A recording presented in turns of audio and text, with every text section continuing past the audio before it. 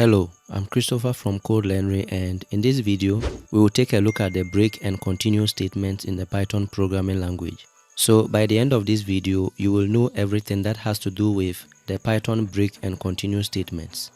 Now let's start off with the break statement. So the break statement is used to exit from a for or a while loop. Again, the purpose of the break statement is to end the execution of the loop immediately, and the program control goes to the statement after the last statement of the loop. Again, if for any reason there is an optional else statement in a while loop or a for loop, the break statement will skip the optional clause also.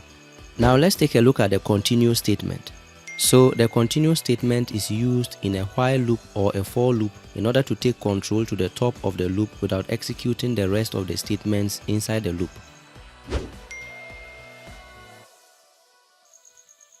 Okay guys, so as always I have my command prompt interface opened on the left hand side of my screen, and on the right hand side I have my Visual Studio Code editor opened. Again, I have gone ahead and created a Python file with the name of break continue, and inside the file I have typed out a few examples on the break and continue statements so that you don't have to sit and watch me type all of this code. So let's go ahead and we are going to uncomment lines 2 to 10, and we are going to save our Python file with the usual command Ctrl+S.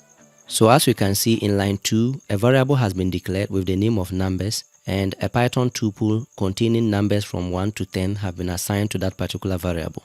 Then when we come to line 3, we have another variable with the name of numSum, which currently has the value of 0 stored inside it. So on line 4 also we have declared another variable with the name of count, and the value of 0 has been assigned to it. Now on line 5 we have a for loop, and what the for loop is basically going to do is that it is going to loop through all the numbers in the Python tuple that was declared in line 2.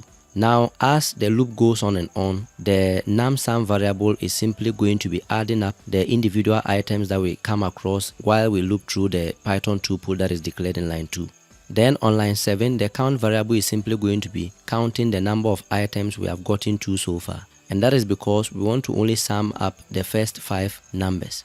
So we come to line 8, we have an if statement, and the condition of the if statement is basically going to check whether the value inside the count variable is either equal to 5 or not. Now the moment the value in the count variable is equal to 5, then our break statement, so you can see we have a break keyword on line 9. That is how we use the break statement. So when we hit line 9, what is going to happen is that we are simply going to break out of the loop, meaning that we have gotten the first 5 numbers that we are interested in adding up. So that is what the break statement does. Anytime we use the break statement inside a loop, whether it is a for loop or a while loop, the moment the break statement is gotten to, the break statement is going to ensure that the whole loop is terminated. So we are going to break out of the loop, and any subsequent code we have below the loop, those pieces of codes are going to be executed instead. Then we come to line 10, we have a print statement, which is basically going to print the sum of the first 5 numbers that we have in the Python tuple declared in line 2.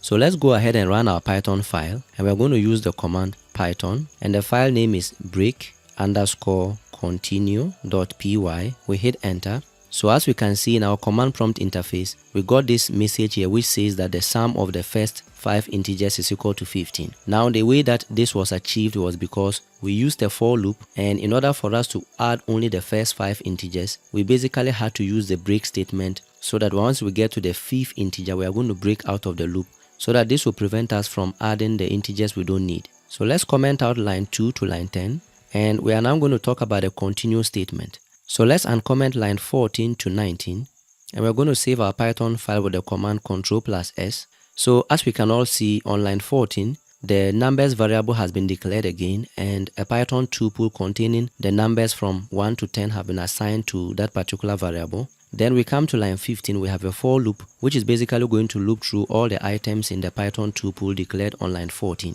Then we come to line 16, we have an if statement, and the if statement is all the time going to check to see whether the current item that we are looping through in the Python tuple is either equal to 3 or 6. Now we come to line 17, we have a continue keyword, and this is how we use the continue statement. Now what the continue statement does is that instead of breaking out of the loop, it only prevents us from running any code that is below it. So it is simply going to send the control back to the starting point of the loop.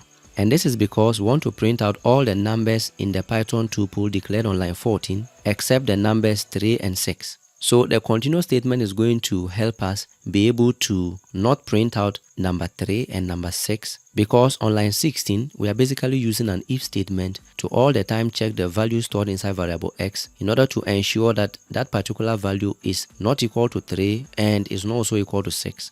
So as we look through the individual items in the tuple declared on line 14, the moment we come across number 3 or number 6, because we have a continuous statement on line 17, the continuous statement is going to prevent us from getting to line 18 and 19. So therefore, we are not going to be able to print number 3 and number 6. So let's go ahead and we're going to run the Python file and then we'll see what happens.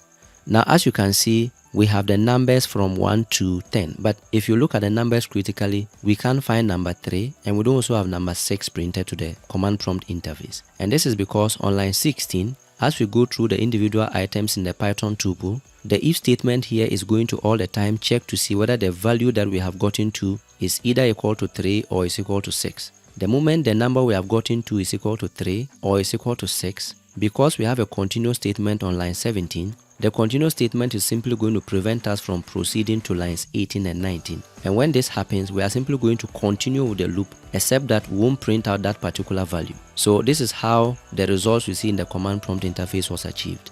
So let's comment out lines 14 to line 20.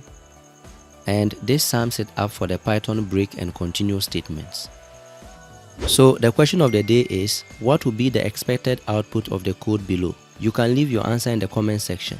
Now, if you are new to this channel and found this video helpful, then click on the subscribe button and the bell notification icon below so that you'll be notified when new videos are uploaded. Bye for now, and I'll see you in the next lesson.